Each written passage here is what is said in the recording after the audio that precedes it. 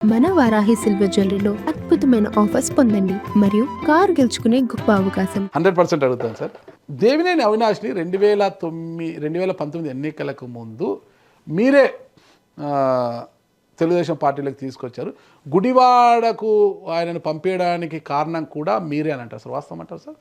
I don't remember. నా role ఎంత ఉందో నాకు తెలియదు, కానీ నెహ్రూ గారు నాకు బాగానే తెలుసు. దేవినేని నెహ్రూ గారు ఆయన ఇప్పుడు కాదు, 2004లో నేను విజయవాడలో సిపిగా ఉన్నప్పుడు ఆయన ఫస్ట్ టైం ఎలక్ట్ అయ్యారు సార్, కంకిపాడు ఎమ్మెల్యేగా. అప్పటి నుంచి తెలుసు నాకు ఆయన. సో ఆయన కొడుగ్గా పరిచయం ఉంది అవినాష్తో. 2014లో నేను మళ్ళీ సిపిగా వచ్చినప్పుడు కూడా ఆయన 4-5 సార్లు కలిశారు. వాళ్ళ అబ్బాయి గురించి మాట్లాడేవాళ్ళు. వాడిని కొంచెం గైడ్ చేయండి సార్, ఎప్పుడన్నా అవసరం పడితే మిమ్మల్ని అడగమని చెప్తాను, సలహాలు ఏదన్నా ఉంటే వాళ్ళు అడిగిన దాన్ని గైడ్ చేయండి అనేవాళ్ళు. అతను ఎప్పుడు ఎక్కువ సార్లు రాలేదనుకోండి, నేను గైడ్ చేయాల్సిన అవసరం కూడా పడలా.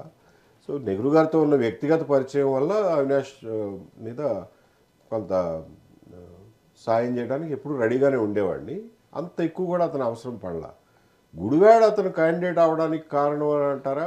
ఆ రోజున పార్టీలో చాలామంది ఎత్తుక్కుంటా ఉన్నారు వాళ్ళకున్న ప్రాబబుల్ క్యాండిడేట్స్లో.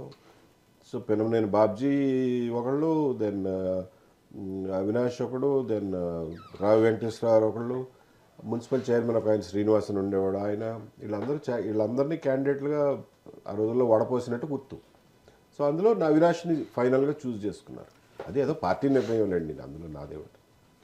విజయవాడ సిపిగా మీరు ఉన్నప్పుడు హైదరాబాద్లో ఓటుకు నోటు కేసు జరిగింది సార్. అవును. అయితే అప్పుడు మీరు సిపిగా ఉన్నారు కదా, ఆ కేసులో నిందితుడిగా ఉన్న ముత్తయ్యకు సిపిగా ఉన్న ఏబి వెంకటేశ్వరరావు గారు విజయవాడలో షెల్టర్ ఇచ్చారు. అతను ఇక్కడ హైదరాబాద్లో చాలా భయపడుతూ ఉండేవాడు సార్. ఎప్పుడు ఎత్తుకుపోతారో అన్నట్లుగా భయపడుతూ ఉండేవాడు. సో ఆ భయం చెప్తే ఎవరు ఎత్తుకుపోతారని ఈ తెలంగాణ పోలీసులు, ఓకే, తెలంగాణ పోలీసులు ఎప్పుడు అరెస్ట్ చేస్తారో తెలియదు అన్నట్లుగా భయపడుతూ ఉండేవాడు. అందుకని అటు వచ్చినట్టు గుర్తు. విజయవాడలో అతనికి ఏం కాకుండా చూసుకున్నాం. అంటే తప్పు చేసిన వాడు శిక్ష అనుభవించక తప్పదు. నిజంగా ఆయన తప్పు చేయకపోయి ఉంటే భయపడాల్సిన పని లేదు. ఇక్కడ పోలీసులు ఎత్తుకుపోతారని అక్కడ పోలీసుగా ఉన్న మీరు ఆయనకు రక్షణ కల్పించడం ఏంటి?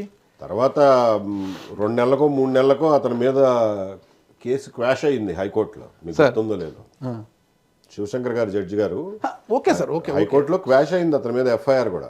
ఓకే, అది క్వాష్ అయి ఉండొచ్చు, అది వేరే విషయం సార్. ఇల్లీగల్ అంతవరకు అంటే ఒకవేళ పోలీసు చేసేది అది ఇల్లీగల్ అరెస్ట్ అని మీరు ముందుగానే భావించారు. అంటే ప్రభుత్వం నుంచైనా మీకు డైరెక్షన్ ఏమైనా వచ్చి ముత్తైన మీరు సంరక్షించారా? మరి మీకేం అవసరం వచ్చింది? నాకు సుమారుగా గుర్తున్నంత వరకు అతను హైదరాబాద్లో ఒక ఇల్లీగల్ హరాస్మెంట్ని తప్పించుకోవడానికి విజయవాడ వైపు వచ్చినట్టుగా గుర్తు. అతను విజయవాడలో ఉన్నట్టుగా గుర్తు. అతను కూడా ఒక కంప్లైంట్ ఇచ్చాడు యాక్చువల్గా సత్యనారాయణపురంలో. సార్, సత్యనారాయణపురం పోలీస్ స్టేషన్లో అతను కంప్లైంట్ ఇచ్చాడు. ఆ కంప్లైంట్ మీద బేస్ అయ్యి నా ఉద్దేశంలో కొన్ని కేసులు రిజిస్టర్ అయినాయి. So then again he becomes a complainant, again a witness. So విట్నెస్ని ప్రొటెక్ట్ చేయాలి కదా.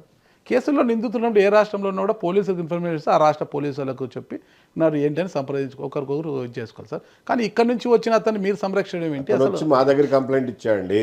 ఓకే, సో దాని మీద కేసులు కూడా రిజిస్టర్ అయినాయి. కంప్లైంట్ ఇచ్చాడా? మీతో వచ్చి కలిసాడు? కంప్లైంట్ ఇచ్చాడు సత్యనారాయణపురం పోలీస్ స్టేషన్లో కంప్లైంట్. నేను కలవలా ఎప్పుడు అతన్ని.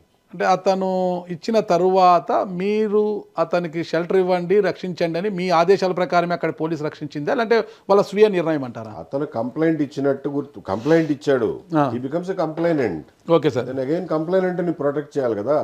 కంప్లైనెంట్ని మళ్ళీ ఎవరు ఎత్తుకుపోకుండా. ఇప్పుడు డిపార్ట్మెంటల్లో ఉన్నత స్థాయి అధికారులుగా ఉన్నప్పుడు ఎన్నికల సంఘము అంటే అందరినీ కూడా విధుల నుంచి తప్పించేసి ఎన్నికలకు దూరంగా పెడుతుంది కదా సార్. మార్చి 26, 2019 మిమ్మల్ని ఎందుకు దూరంగా పెట్టాలనుకుంది సార్? అంటే 25వ తారీఖున డెసిషన్ అయింది. ఎందుకంటే అరే మీరు ఎట్లాగూ హంతకులను పట్టుకోవట్లేదు వివేకానంద రెడ్డి కేసులో, కనీసం ఆ రక్తం తుడిచిన వాళ్ళన్నా సాక్ష్యాలు రూపుమాపినందుకు 201 అని ఒక సెక్షన్ ఉంటుంది ఐపీసీ. కనీసం ఆ సెక్షన్ కింద అరెస్ట్ చేయండి రా బాబు అని చెప్పి 25వ తారీఖున నిర్ణయం తీసుకున్నారు గవర్నమెంట్లో అండ్ సీనియర్ ఆఫీసర్లు కూడా. సో 26వ తారీఖుకి 25 సాయంత్రానికి నా మీద కంప్లైంట్ పెట్టారు. 20వ తారీఖున నన్ను ట్రాన్స్ఫర్ చేయించారు సార్. అది బయటకు వెళ్ళి ఏం చెప్పారు, ఈ ఏబి వెంకటేశ్వరరావు గారి వల్లే ఈ అరెస్టులు అనేవి జరుగుతున్నాయని చెప్పారు. ఓకే, సో అందుకని ఐ వాజ్ టార్గెటెడ్. ఆ రోజున వాళ్ళు చెప్పింది నడిచింది ఎలక్షన్ కమిషన్లో. మరి చంద్రబాబు గారు విశ్వ ప్రయత్నాలు చేశారు, మిమ్మల్ని అదే కోర్టుకు వెళ్ళారు, ఎలక్షన్ కమిషన్ చేశారు, ఆయన ప్రయత్నం చేశారు. బట్ అప్పటికే ఆయన తస్మదయుడు అయిపోయాడు కదా ఢిల్లీకి. సో ఆయన ప్రయత్నం ఎవడంటారు? అంటే అంతా అంటే ఎలక్షన్ కమిషన్ మిమ్మల్ని దూరం పెడితే మిమ్మల్ని ఎలాగైనా దగ్గర పెట్టుకోవాలనేసి ఏసీబీ డీజీగా తీసుకురావడంలో ఆయన కీలక పాత్ర పోషించారు. అంత అవసరం ఆయనకి ఎందుకు వచ్చిందంటారు? ఏం కాదు, అది కూడా కాదు. యాక్చువల్గా ఎలక్షన్ కమిషన్ కింద అందరూ పనిచేస్తారు. కాకపోతే స్పెషల్ బ్రాంచ్ అని ఒకటి ఉంటుంది సార్. స్పెషల్ బ్రాంచ్ వాళ్ళు, ఇంటెలిజెన్స్ డిపార్ట్మెంట్ వాళ్ళు ఎలక్షన్ కమిషన్ కింద పని చేయరు సార్. ఎలక్షన్ కమిషన్ కింద పని చేయరు. అవును సార్, పని చేయరు. సో వాళ్ళని బదిలీ చేసే అధికారం ఎలక్షన్ కమిషన్కి ఉండదు. ఓకే. ఆ లీగల్ పాయింట్ మీద కోర్టుకు వెళ్ళారు. కోర్టుకు వెళ్తే కోర్టు కూడా కొట్టేసింది. ఆ రోజుల్లో అట్లా నడిచింది. సో నాకేమి ఏసీబీ డీజీగా ఉద్యోగం ఏమి ఇవ్వాల. తర్వాత ఎలక్షన్ అయిపోయిన తర్వాత ఎప్పుడో ఏప్రిల్ 23వ తారీఖున ఇచ్చారు పోస్టింగ్ ఆర్డర్స్. ఖాళీ కూర్చొని ఉన్నాను. మనకు మళ్ళీ మే 23వ తారీఖున, మీకు గుర్తు, మే 23వ తారీఖున మనకు రిజల్ట్స్ వచ్చినాయి. అవును సార్. మనకు ఎలక్షన్ జరిగింది ఏప్రిల్ 11వ తారీఖున. సో ఆల్మోస్ట్ నెలన్నర పాటు ఖాళీగా ఉన్నాం. మీరు బేసిక్గా పెద్ద భూస్వాములా సార్ మీరు? లేదండి, మా మా మా తాతగారికి ఒక సెంటు భూమి కూడా లేకుండా చచ్చిపోయాడు ఆయన. పాపం అన్నీ అమ్మేసుకున్నారు బతకడానికి. ఆ రోజుల్లో చాలా కష్టంగా ఉండేది, కరువు ప్రాంతాలు అవి సార్, నీళ్ళు లేని ప్రాంతాలు సార్. అయితే మీరు భూస్వాములు కాదు అంటున్నారు సార్, కానీ సర్వీస్ మొత్తం చాలా నీతి నిజాయితీతో నేను పనిచేశాను అని గట్టిగా చెప్పగలను మీరు చెప్పారు సార్. కానీ మీపై ఉన్న ఆరోపణలు ఏంటంటే తెలంగాణలోనే దాదాపు 170 ఎకరాల భూములు ఉన్నాయి.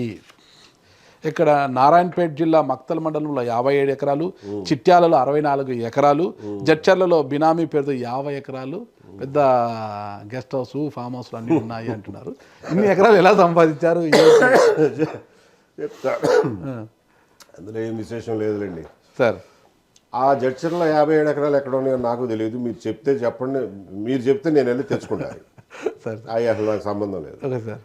మక్తల్ మండలంలో 50 ఎకరాలు, లేకపోతే చిట్యాలలో 70, ఆ రెండు ఒకటే సార్. రెండు పక్క ఊళ్ళే. పసుపుల, చిట్యాల అని 2 గ్రామాలు. కొన్ని భూములు చిట్యాలలో ఉంటాయి, కొన్ని భూములు పసుపుల్లో. నేను 1997లో నేను ఈ ఉద్యోగంలో ఎట్లాగో మనం సంపాదించేది లేదురా బాబు, మనం అవినీతికి పాల్పడొద్దనే నిర్ణయం తీసుకున్నాం కాబట్టి మనం సంపాదించము అనే నిర్ణయానికి వచ్చేసారు. వచ్చేసి 1997లో బోస్నియాకు పోయాం. బోస్నియాకు పోతే అక్కడ డాలర్లలో రోజువారీ బత్తా ఇస్తారు. రోజుకు $37, $40 బత్తా ఉండేది. సో ఆ బత్తా డబ్బులన్నీ పోగు చేసుకుని సంవత్సరం అయ్యేసరికి, ఆ రోజుల్లో 1998 నేను మాట్లాడేది, 1998లో ఆ రోజుల్లో 10 లక్షలు మిగిల్చా. 10 లక్షలు సేవ్ చేసుకున్నా అందులోంచి. ఇక్కడ జీతం ఇక్కడ వస్తుంది మళ్ళా. ఓకే. ఆ జీతంలో కొంత 7-8 లక్షలు మిగిలినాయి. ఇక్కడేం ఖర్చులు లేవు కదా, నేను ఇక్కడ ఉండలేదు కదా. మా వైఫ్ పిల్లలు ఉండేవాళ్ళు, వాళ్ళ పేరెంట్స్ ఇంట్లో ఉండేవాళ్ళు, పెద్ద ఖర్చులు అయ్యాయి కదా. అట్లా సేవ్ చేసుకున్న డబ్బులు 2004-05 ప్రాంతాల్లో భక్తుల్లో భూములు చౌకగా ఉంటాయని చెప్పి ఎకరం 30,000, 40,000 ఉండేది అక్కడ. ఆ రోజుల్లో మెల్లమెల్లగా అప్పుడు 10 ఎకరాలు, అప్పుడు 10 ఎకరాలు కలిసి వచ్చిందల్లా కొనుక్కుంటూ పోయా. ఏంటంటే మాకు కృష్ణా జిల్లా వాళ్ళకు ఒక పిచ్చి, ల్యాండ్ హోల్డింగ్ మీద పిచ్చి. మా తాతగారు వాళ్ళ తండ్రి ఇచ్చిన 50-60 ఎకరాలు ఇచ్చారంట. కాకపోతే ఆయన చచ్చిపోయినాడికి అన్నీ అయిపోయినాయి సార్, కుటుంబ ఖర్చులకే అన్నీ అయిపోయినాయి. So he was landless when he died. మా నాన్నగారు నానా కష్టాలు పడి ఆయన ఉద్యోగం టైంలో 8 ఎకరాలు సంపాదించుకున్నారు. ఆయన రిటైర్ అయిపోయే నాటికి, చనిపోయే నాటికి కూడా. సో ఒక లార్జ్ ల్యాండ్ హోల్డింగ్ ఎక్కడన్నా ఉండాలి, దాంట్లో మనకు కావాల్సిన వ్యవసాయం చేయాలి అనే కోరిక కృష్ణా జిల్లాలో చాలా మందికి ఉంటుంది. నాకు కూడా ఉంది ఆ దురద. వ్యవసాయం చేస్తారు సార్ మీరు? చేస్తా. నాగలి పెడతారా? ఎవరు దున్నుతున్నారు? ట్రాక్టర్ దున్నగలరు. ట్రాక్టర్. సో అని చెప్పి ట్రాక్టర్ మీరు వేసుకొని దున్నుతారు సార్? దున్నగలరు. ఒకసారి పిలవండి సార్, మేము వచ్చి వీడియో తీసుకుంటాము. ఏముంది, ట్రాక్టర్ దున్నడం పెద్ద విశేషం ఏం కాదు. లేదు సార్, పొలంలోకి దిగి మట్టిలో ట్రాక్టర్ని దుక్కులు దున్నడం. అందరూ మర్చిపోయారండి. మీరు ఈ కోట్లు వేసుకుని ఉద్యోగాలు చేయకపోతే మీరు కూడా అదే పని చేసేవాళ్ళు. సార్ కోట్లు లేవు కానీ కోట్లు ఉన్నాయి సార్. కోట్లు లేవు, కోట్లు ఉన్నాయి. భూములు లేవు సార్. సో ఆ డబ్బులన్నీ పెట్టుకుని అప్పుడు ఒక 10 ఎకరాలు అప్పుడు ఒక 10 ఎకరాలు వచ్చినట్టుగా ఆ దూరం పోయి అప్పుడు ఎందుకు అంత దూరం పోయాం? సార్ ఎందుకంటే అక్కడే ఆ రేట్లకు దొరికేది. సార్ మీ కృష్ణా జిల్లాలో భూమి కొనే స్తోమత నాకు లేదు కాబట్టి అంత దూరం పోవాల్సి వచ్చింది. ఎందుకంటే అక్కడ చౌకగా దొరికాయి. కరెక్ట్. సో వాటిని కొనుక్కుని నా జీపీఎఫ్లో డబ్బులు, నా పే ఏరియర్స్ డబ్బులు అన్నీ అందులోనే పెట్టేసేవాడిని. ₹1 కూడా నేను దాచేవాడిని కాదు. ఇల్లు కూడా కొనుక్కోవాలి నేను ఆఖరికి. నా ప్రతి రూపాయి సేవింగ్ ఆ వ్యవసాయంలోనే పెట్టాను. ఇప్పుడు విజయవాడలో మీకు సొంత ఇల్లు ఉందంట కదా సార్? లేదు సార్? లేదు. లేదా సార్? నాకు ఇవాళకి ఎక్కడా సొంత ఇల్లు లేదు. ఏంటి సార్? లేదు, 2 రాష్ట్రాల్లోనూ నాకు ఎక్కడ సొంత 50 ఎకరాలు 70 ఎకరాలు భూములు అంటారు, మరి సొంత ఇల్లు లేకపోవడం ఏంటి సార్? పార్టీ పెట్టారు, సొంత పార్టీ. అదే చెప్తున్నా, ఇల్లుంటేనే పార్టీలు పెట్టాలా ఏంటి, కానీ అది కాదు ఇష్యూ. సో నేననేది ఏంటంటే నా జీవితంలో సంపాదించిన ప్రతి రూపాయి ఆ వ్యవసాయ భూమి మీద పెట్టా. బాగా చౌకగా దొరికిన ప్రాంతానికి పోయి కొనుక్కున్నా. అందుకని చెప్పి నాకు ఆ భూమి అమరింది. అది కూడా అమ్మేశాను తర్వాత, ఫర్ యువర్ ఇన్ఫర్మేషన్. సో అమ్మేశాను. ఇప్పుడు నాకు అక్కడ 1 సెంటు భూమి కూడా లేదు. అది